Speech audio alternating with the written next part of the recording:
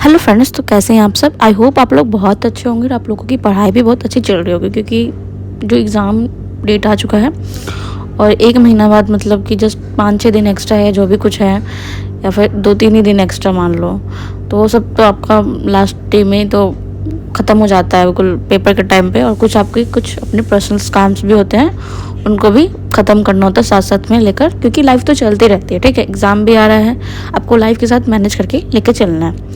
तो अब देखते हैं, मैंने अपना दिन स्टार्ट कर दिया था, तो मैं सुबह कर रही थी जातिगत जनगणना। ठीक है, तो ये पॉलिटी में भी आ सकता है और जो जीएस पेपर 1 का है पार्ट 2 आता है उसमें भी आ सकता है ये। ठीक है, और ये टॉपिक जो है वो सीए में भी करंट में चल रहा है, क्योंकि 2027 में जनगणना होने वाला है, वो भी जनजातीय जनगणना होगा।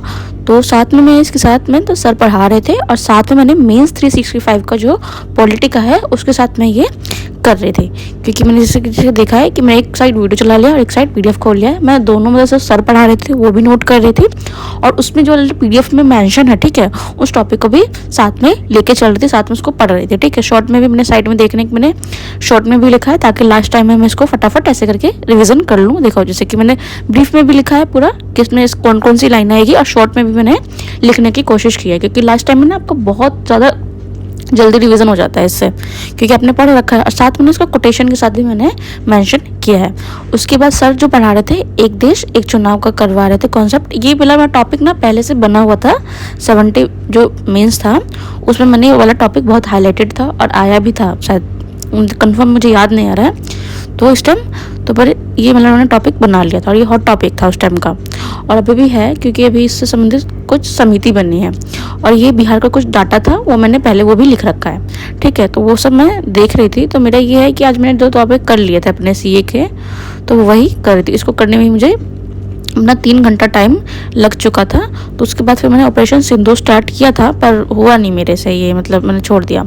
उसके बाद फिर मैंने एक आपराधिक जो 3 लॉज आए हैं न्यू वाले, उसको भी कंप्लीट कर लिया। मतलब 3 टॉपिक इस तरह से मैंने किए थे, तो इस तरह से मैंने 3 घंटे उसमें लग गए। उसके बाद फिर मैं अपनी ज्योग्राफी की क्लास देख रही थी, क्योंकि मैं अपनी ज्योग्राफी की क्लास को मैंने कंप्लीट कर चुकी हूँ। मुझे बस जो जिस दिन की क्लास होती है उस दिन मैं देख के उसको ख़त्म कर देती हूँ, ताकि मेरा कोई पेंडिंग क्लास ना रहे। तो बस उसको मैं अभी यही लेके चल रही हूँ। उसके बाद फिर मैं घर आ गई थी, और फिर अभी मैं विजन का एक ना वर्कबुक आया है इस बार, या फिर पता नहीं मैंने इस बार देखा है या पहले भी आता होगा, मैंने कभी नोटिस नहीं किया था, तो मैंने इस बार डाउनलोड किया उसको। वो मुझे अच्छा लगा, इसमें इतना थोड़ा सा मतलब अच्छा है, वो मेंस के लिए भी अच्छा है, और पीटी की में भी ना लास्ट में जो कुछ फैक्ट्स दिए गए हैं वो भी मैं उसको पढ़ लेती हूँ, ताकि वो मेरा एडीओ में भी काम आ जाए। ठीक है, तो ये जातिगत जनगणना का ही टॉपिक था, उसको ही मैं देख रही थी कि इसमें कैसा कुछ अलग कुछ मिल जाए मुझे पॉइंट्स, और जो मैंने आज पढ़ा था उससे मिल जाए। और फिर जैसे कि ये यूके रिलेशन है, तो ये मैं ये कर रही थी, मैंने मेंशन कर दिया है कि हाँ ये वाला टॉपिक मेंस में इंपॉर्टेंट है और ये वाला टॉपिक इंपॉर्टेंट नहीं है, या फिर जो मुझे पीटी में पढ़ना है इस तरह से कर देते। जैसे तुर्की रिलेशन, भारत और जो तुर्की रिलेशन है वो इंपॉर्टेंट है, क्योंकि आपको कन्फ्लिक्ट पता होगा सिंदूर, जो ऑपरेशन सिंदूर के टाइम पे जो हुआ था।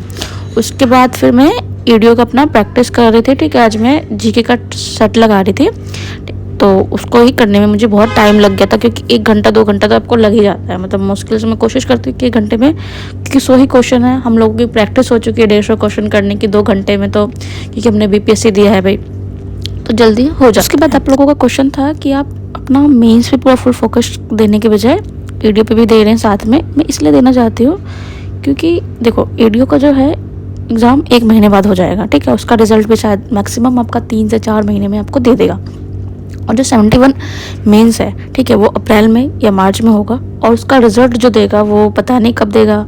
अभी तक आप देख रहे हैं कि जो 70 था वो लास्ट अप्रैल तक हुआ था। ठीक है, अप्रैल की लास्ट में हुआ था, बिल्कुल 30 अप्रैल तक हुआ था, और उसका रिज़ल्ट अभी तक नहीं दिया। उस रिज़ल्ट का भी अभी वेट है सबको बिल्कुल, कि कब आएगा उसका रिज़ल्ट। मैं भी वेट कर रही हूँ कि बस वो रिज़ल्ट आ जाए, तो जो आगे का है कि हम कहाँ स्टैंड करना है या क्या करना है लाइफ में, वो पता तो चले कि भाई मैं अपना मेंस पे भी फोकस करूँ, अपना इंटरव्यू पे फोकस करूँ, या फिर एडीओ पे फोकस करूँ, समझ में नहीं आ रहा। अभी बिल्कुल मेरी पढ़ाई भी थोड़ी इस कारण भी डिस्टर्ब चल रही है, पर अभी मैनेज करके तो चलना ही है सबको।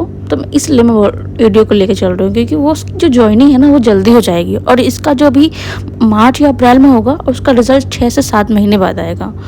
तो जस्ट मैं अपना एक लाइफ में बहुत कुछ देखा है, उसके अकॉर्डिंग टू इसको मैंने डिसीजन लिया है, ऐसा कुछ नहीं है। ठीक है, तो आगे लाइफ में आगे जो होगा देखा जाएगा।